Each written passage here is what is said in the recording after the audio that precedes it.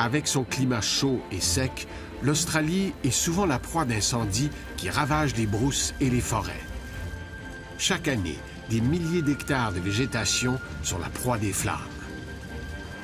Mais dans ce continent, les pompiers font face à un obstacle supplémentaire. Pendant qu'ils s'acharnent à combattre ces feux, des pyromanes s'affairent plutôt à les propager. Il s'agit d'oiseaux de proie, surnommés les faucons de feu.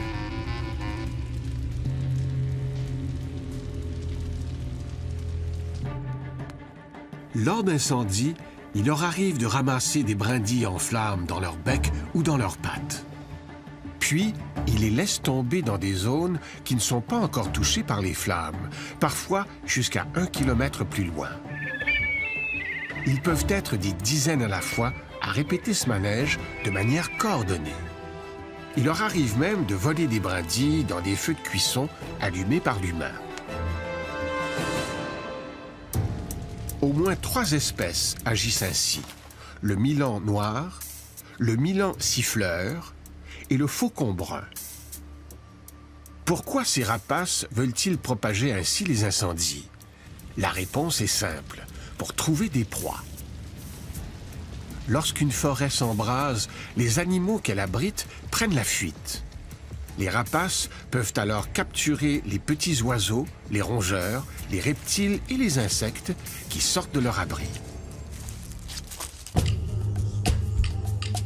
Ce comportement est connu depuis des millénaires par les populations aborigènes, et le faucon de feu fait même partie de la mythologie locale.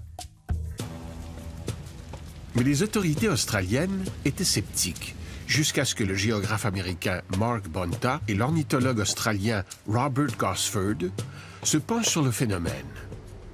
Après des années d'observations méticuleuses à travers plusieurs régions du pays, ces chercheurs ont confirmé ce que savaient les peuples aborigènes.